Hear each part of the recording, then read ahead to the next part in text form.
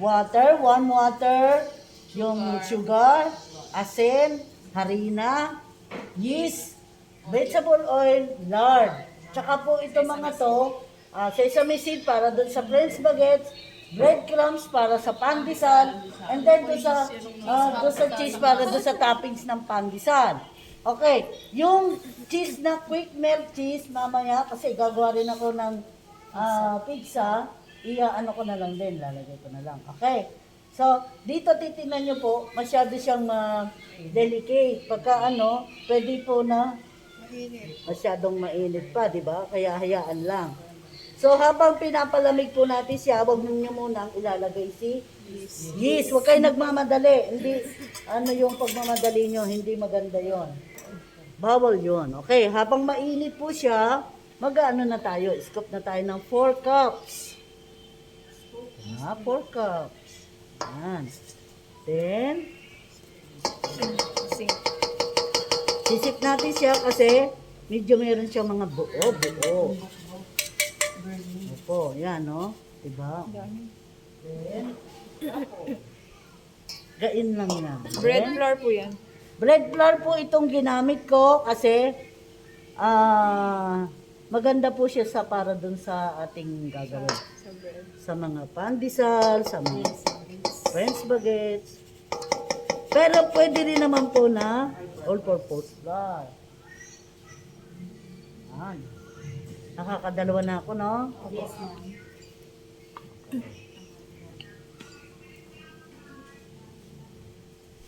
Yan. Scoop and scrape.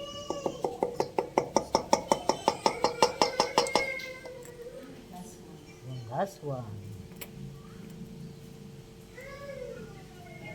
Hey.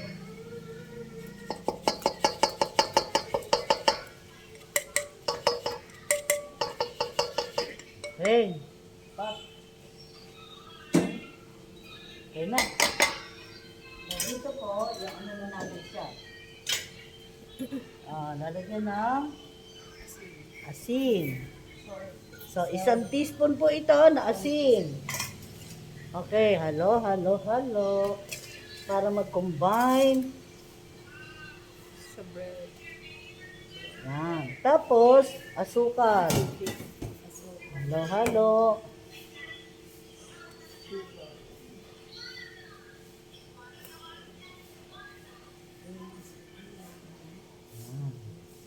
1/4 po ba yung sugar? So, 1/4 po siya. Na half cup po kasi siya kanina. Kaya yan. So, yan. Yan ang pinakaunang natin, asin, asukal. Halo. So, wala po siyang, wala siyang itlog, wala siyang wala siyang butter. So, yan. So, natin, lagyan natin na ng yeast. Ayan. Ayan. So, sponge or straight, pwede rin, ha? Pero, pagka gusto nyo mag-sponge, wala namang problema po doon. Hindi na siya tataspan. Hindi na, siya. Yan. So, dito, pwede rin natin siyang takpan. Kasi para at least Yun ang sinasabing na kayo na nadadagdagan yung gawan, di ba, na pa kayo. Samantalang si straight dough, dito yung mainit, tapos yung sugar, lahat-lahat dito na. Okay naman din po yun. Basta alam nyo yung talagang proseso siya. Kasi naka-observe si assessor, baka sabihin. Pag tinanong ka na, sa oral naman doon tinatanong. Okay. Okay po ha. Si assessor po, wag ka lang masyadong yung inyong ginagawa, sunog. Bawal po yung sunog ha. Bawal. Kahit na napakaganda ng iyong dinner roll or yung cake or yung sinasabing Swiss roll, kung sunog siya, kakainin mo na yan. Yes, makakain mo, hindi pwedeng kainin. Okay. So, na tayo ha. So, yan. Gana na siya. Gana. Hindi na yung patatagalin ma'am ng 5 minutes. Minsan po tinitingnan nyo din kasi maganda yung activation. O, katulad po niya, no, umalsa na siya, di po ba? Masyado siyang maganda. Tsaka tama ang init, hindi yung ano, kasi pagka ano yan, mamamatay. Ayan, masyadong ano siya. So, pwede na po natin ilagay ito, yung Water. oil. Ay, oil. Yun. Yun nga ilalagay. Yun. Hindi ginis na sa ano. Opo. Then, lalagay na natin. Yan. Okay po ha? Susunod dito. Yan na. Ako, ang ganda ng asado naman. Yan na. Yan. Yan na. Kailangan hindi bibigla yung buhos. Pwede naman pong bigla, pwede naman ding unti-unti. Ano po ha, yan ang pinaka-ano natin. Ang tawag po, pagka mga ganito na, medyo salty bread. Pagka ano na siya. Yan. Yung papaya pakwa na rin. Tapos po, yung inyong ano, medyo hot muna. Yung lard. Ito po yung parang ano natin eh. Butter or margarine. Yan ang kapal. Opo, di po ba? Yan. Saan gawin? Milk din yan. Ah, hindi po ito. Shortening po ito. Gawa na, galing sa cow fat or pork fat. Pork, yung taba ng baboy. Yan. Okay na. So, ang ano po nito, mag-okay na tayo dito sa ano nga. Masa tigulat na siya. Masa to daw.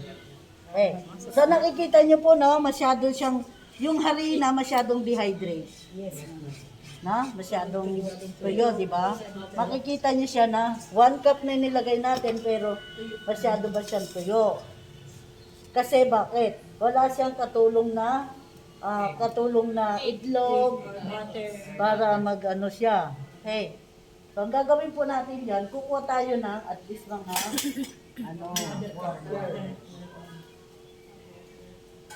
At unti-unti natin ano lang.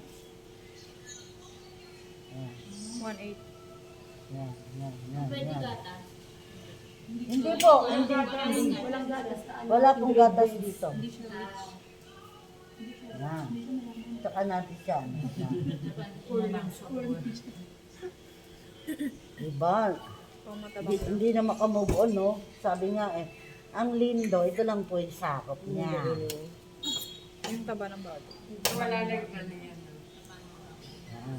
Nakala yung mantika nilagay na kayo. Yung mantika Yan po, yung di ba pinaka-butter nilagay ko? niya. Ito po yung nakakatulong para hindi mag-dryness. Ang lard. Ang ating dough. Ang ating dough po ha. Pero minimal, dahan-dahan ng pag-ano. Kasi pagka sumobra ng lard or vegetable oil, bumibigat ang tinapay. Kaya ako Opo. nagda-diet ka, hindi ko kaya. Bumibigat.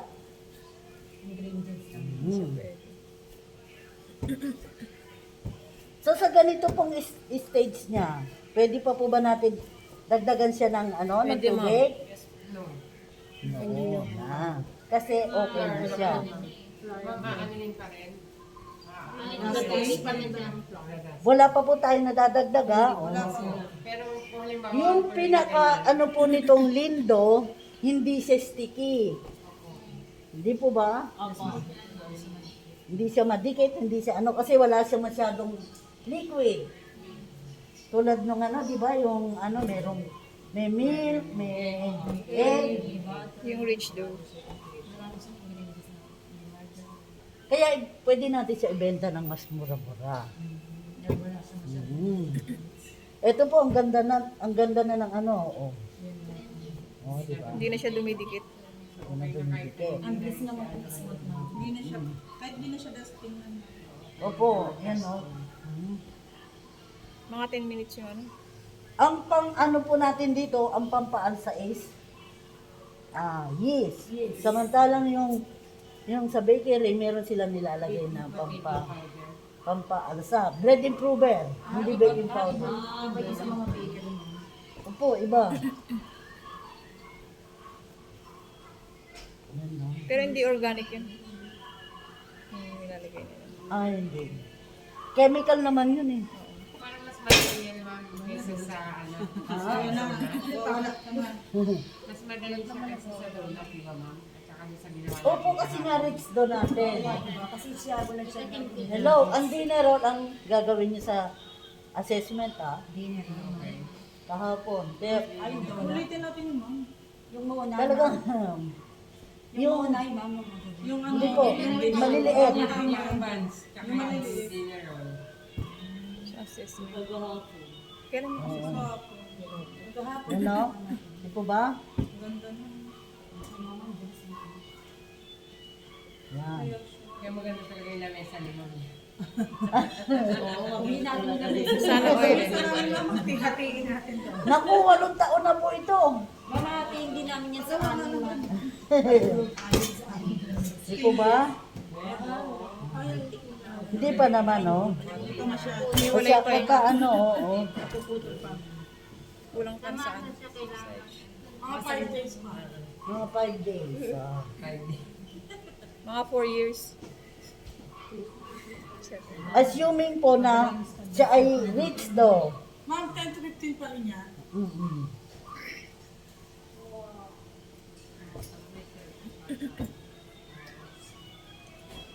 Yan. Yan.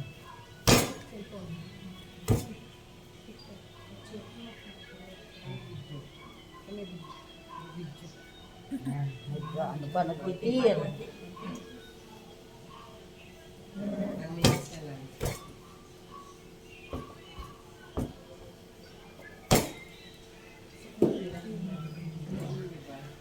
Napaka-konti lang, kaya mura lang siya sa... Yung nga iba, wala nang lard. Mami, nabibili rin ganyan na lard? Opo, meron sa palengke. Direkta na sa palengke. Sabihin niyo po, Purico. Puriko.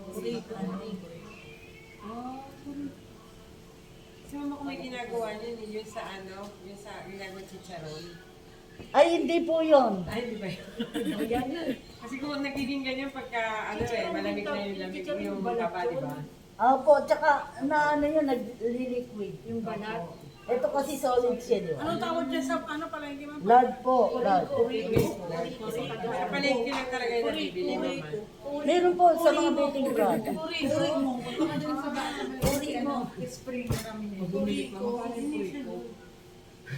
Magkano ba gusto mo?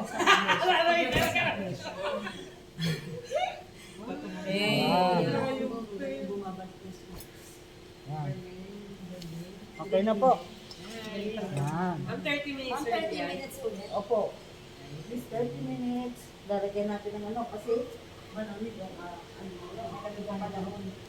Ang panahon natin ay malamig. Malamig ang panahon tapos papawisan. Tanyo, pawis na ako. Ma'am, ako rin pinapawisan. Good exercise, ma'am. Hindi na. Masa. Ay, yan ka na naman. Oy, nagpatingin ka na ba? Ma'am, September 18 pa po. Magpapatingin. Ngayon ko na naman. Wala pa akong pera. Ngayon lang siya ka. Wala namang bayad sa tundo eh. Magpapatingin na lang kasama. Mami, hindi, masama na yung panahihilo mo. Ma'am, pagka ganyan pa na ihilo niya, dadali na namin yan sa Hindi ko palinali. inisip ko. Sa mata. Hindi ko na ano, ma'am, hindi ko nakagdarado. Oh. Yan. Opo, pantulong siya sa para yung oil, pantulong siya sa. Tsaka uminit. Oh, malinis po ito ha. 30 minutes. Pwede rin siyang 1 hour kasi malamig ang Panahon. panahon. Opo, masyadong malamig panahon natin. Tingnan niyo Tulog ka po, muna dyan, bebe. Charot. sa ano? Ma'am Brady kasi. Sa isang recipe, makakagawa ba kayo ng tatlong di ba?